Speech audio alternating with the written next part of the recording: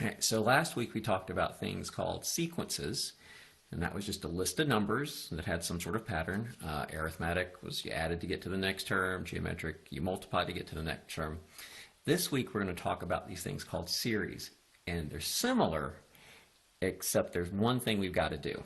So first I want to talk about a geometric sequence that we had last week. So we're going to start off with a 2, a 6, an 18, 54, 162, and 486. All right. So that doesn't take too much to figure out. What are we doing to get from one step to the next? Well, we're multiplying by 3. So in this case, we have our common ratio is equal to 3. And so we could create a formula. Like if I wanted to figure out the nth term, I could say a sub n equals, my first term is 2, my common ratio is 3, so I do 3 to the n minus 1, and this is our formula that would generate individual terms. But our job today isn't to find individual terms. The series part means I have to add all of these up. So I have to do 1, I have to do 2 plus 6 plus 18 plus 54 plus 162 plus 486. So how do you do that? Well, I mean, you could sort of brute force it. And yes, you've got a calculator, and I know some of you aren't afraid to use it. So you could just keep adding the terms up. But it turns out there is a formula, and so we're going to talk about how to, first I'm going to talk about how to create that formula. That's going to take about 5 to 7, 8 minutes. And then after that, after we get the formula, we're going to talk about how to use it. All right. So I could just give you a formula, but that's really not my style. So what I want to do is sort of develop where the formula comes from and then talk about how to use it. And to do that, I want to change the way this looks. Like I have the sequence, and I know it's 2, I know it's 3, I know it's 6, and then I know it's 18 and 54 and 162. But I don't want to look at it that way. I want to look at it this is a 2. Technically, it's times 3 to the 0. This is a 6, which means I multiply it times 3, so that's going to give us 2 times 3. That gives us 6. Then when I multiply this to get to this term, I multiply by 3 again, so that gives me 2 times 3, which is 3 squared. And the next term is going to give us 2 times 3 to the 3rd. Our next term is going to give us 2 times 3 to the 4th. And then our last term is going to give me 2 times 3 to the 5th. And I want to add all of that up. Right? And so what I'm going to do is I'm going to call this S. And my job is I've got to figure out what S is. And here's what we're going to do. I'm going to take this, and for no other reason than I'm crazy, I'm going to multiply both sides by 3. Right? Just only coincidence that happens to be your common ratio. I'm just crazy. I'm going to multiply it by 3. So if I multiply this by 3, that's going to give me a 3s is equal to, and I'm going to multiply this thing by 3, and so that's going to give me a 2 times 3. I multiply this thing times 3, that's going to give me 2 times 3 squared plus 2 times 3 to the 3rd plus 2 times 3 to the 4th plus 2 times 3 to the 5th. I have to move this over, plus 2 times 3 to the 6th. And just to make sure you understand what happened, when I multiplied this by 3, right, I probably should have put the 3 to the 0. When I multiply this by 3, that goes here. When I multiply this by 3, it goes here. I multiply this by 3, I get this term. Multiply this by 3, I get this term. Multiply this by 3, I get this term. I multiply this by 3, I get this term. Now, why did I do all that? Well, there's another, I want to put this on the category of I'm crazy, but what I'm going to do is I'm going to subtract this first equation. I'm going to do this equation minus this equation. Okay? Well, the left side's pretty easy. Now, I know that s minus 3s is going to be negative 2s. Yes, I know that. But again, I'm crazy, so I'm actually going to, instead of saying s minus 3s is negative 2s, I'm just going to write it down as s minus 3s. Right? I'm crazy. But here's the interesting part. If I take this equation and I subtract this equation, right? I get to put minus signs next to all of these things. All of these change to minus because I'm subtracting them. I notice that, oh, this is going to cancel, this is going to cancel, this is going to cancel, this is going to cancel, this is going to cancel. In fact, pretty much everything cancels except the first term, which is going to give me a 2, and this last thing over here, which is going to be a minus 2 times 3 to the 6th. Okay. So now I want to look back at this. I want to look at this equation, and I know you're still looking at this going, okay, s minus 3s. I know that's negative 2s, but again, I'm crazy. So what I'm going to do is I'm going to factor some things out, just rewriting it. And I ask myself, what's in common? Well, what's in common here is the s, and then I'm left with a 1 minus 3. What's in common here? Oh, that's a 2, so I'll pull the 2 out, and that's going to give me a 1 minus 3 to the 6th. And if my job is to solve for s, which is my original problem, I end up with s is equal to 2 times 1 minus 3 to the 6th over 1 minus 3. Now, we need to stop and look at this for a minute. Let's talk about the significance of everything. What's the significance of the 2? Well, that's my first term. So I know the 2, that's my first term. Right? What's the significance of the 3? Well, you already figured that part out. The significance of the 3, that's our common ratio. So this happens to be our common ratio. Now let's talk about the significance of the 6. What's the significance of the 6? Well, let's go back to my original problem. How many terms do I have? I've got 1, 2, 3, 4, 5, 6. So it turns out that 6 represents the number of terms. So if I were going to write a formula for all of this, I would say that the sum of a geometric series is equal to my first term, and this is going to be times 1 minus my common ratio times the number of terms all over 1 minus the common ratio. And officially, that's kind of what textbooks do. They may go through this whole procedure, but they'll end up with this nice little formula. They'll put it in a box. Actually, they don't put it in a box like that. What they do is they say S of n, right, where this is a series, that's where the S comes from, and that means you're summing everything up. And they say, instead of calling it the first term, they call it A sub 1. Now, but if you did all like from last week, you know, we've talked about A sub 1, that's talking about the first position. See up here, way up here, that's A sub 1, that's A sub 2, or first and second, and so forth. And then it's times 1 minus, they put an R, where R is your common ratio, but instead of saying number of terms,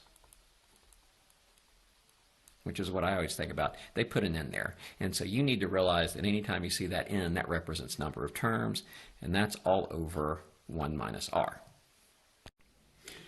All right, so now that we have our little formula for a geometric series, how are you going to have to use it?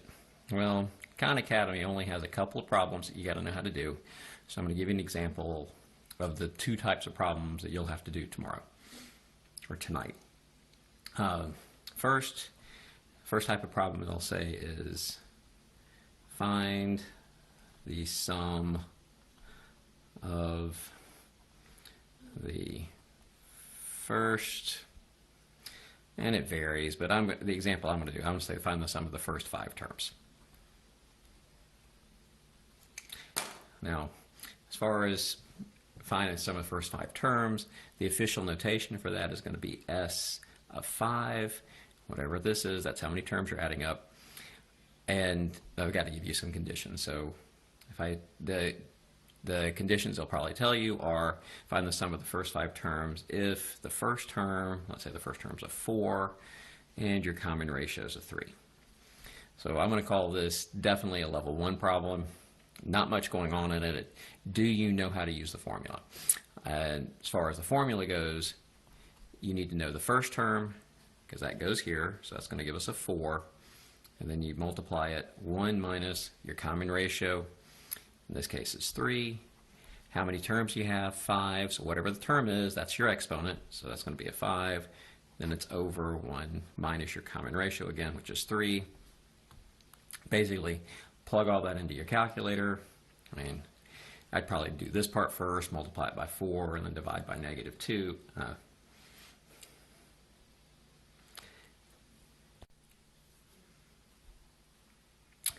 Divide by -2, and then you get 484. It does get a little trickier if we do the exact same problem, right? I still want to find s of 5, and I still want my first term to be 4, but what if your common ratio is a negative number? What happens if it's a -3? How does that change stuff? Well, sometimes it changes a little bit, sometimes not as much, but you still plug in, okay, I got a 4, and then I do 1 minus a -3 to the 5th over 1 minus -3. Okay, this is one of those cases, this problem most people aren't going to miss this, but because if you think about it, you have that -3 raised to the 5th, the negative's still going to live, so this is going to work out as 4 times 1 plus 3 to the 5th over 4, right? When we work that out, that's going to give me 244. Yeah. The other type of problem they'll do is they'll tell you the sum of the first 6 terms is equal to 6825. They're going to tell you the common ratio is 4, and they're going to ask, what is the first term? So how do you go about doing this? Well, they've given you everything that you need. They've given you the sum, and so our sum is going to be 6825 equals, they didn't give you the first term, that's what we're looking for, so I'll call it a sub 1, and then it's 1 minus your common ratio, which we know our common ratio. We know the number of terms, right? Whatever this little spot represents the number of terms. In this case, that's going to be 6 over 1 minus 4. And now it's just a matter of how well you can plug something into a calculator. So I end up with 6825 is equal to my first term. Let's see, this whole thing, when you do 1 minus 4 to the 6th and divide it by -3, you end up with 1365. And then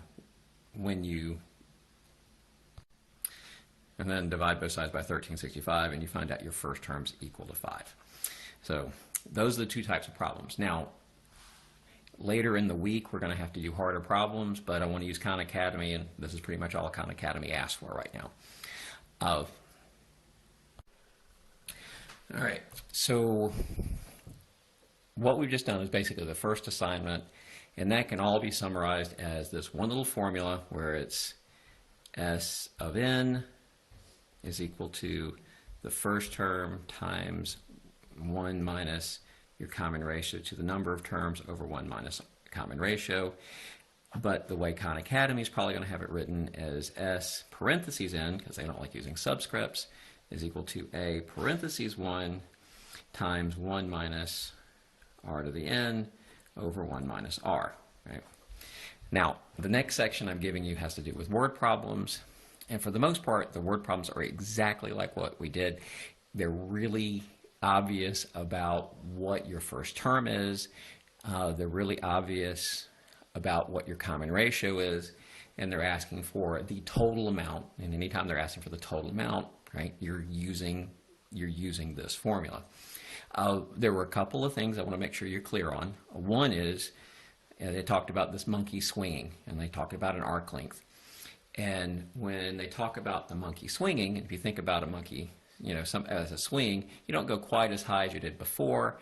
They talk about an arc length, and so they'll tell you, like the first time he swings, maybe he goes 12 feet, right?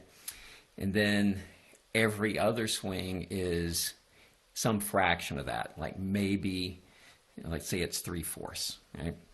Well, whatever fraction, that's your common ratio. This is your first term, right? And they'll ask, what's the total distance after 7 swings? And so your n is equal to 7. And so now they've basically given you all 3 variables you need to plug into your formula.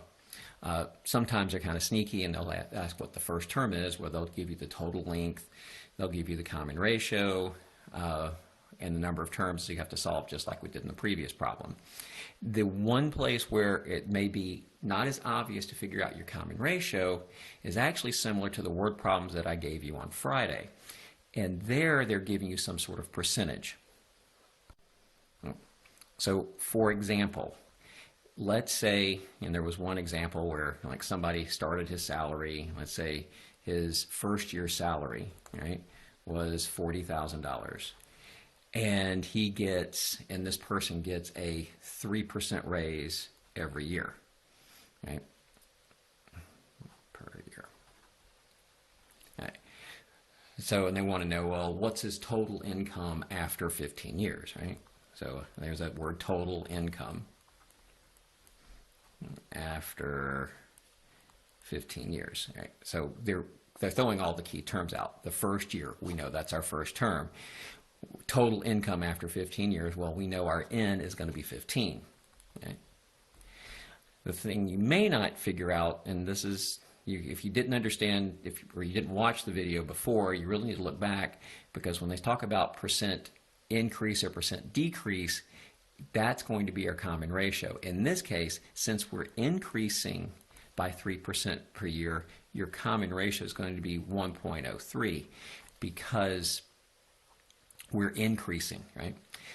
There are going to be some problems where they decrease. Let's say I bought, something is decreasing in value, and so if you see something that's decreasing by 12%, well, if something's decreasing by 12%, I want you to think of that as, that means your common ratio is going to be, think of $1 minus 12, so $1 minus 0.12, and so your common ratio is going to be 0.88. Again, that's the part that's tricky. Whenever they talk about percentages, it all hinges around 1. If it's an increase, you do 1 plus whatever the percentage is. If it's decreasing, you do 1 minus whatever percentage. That's your common ratio. You plug the stuff in and you're done.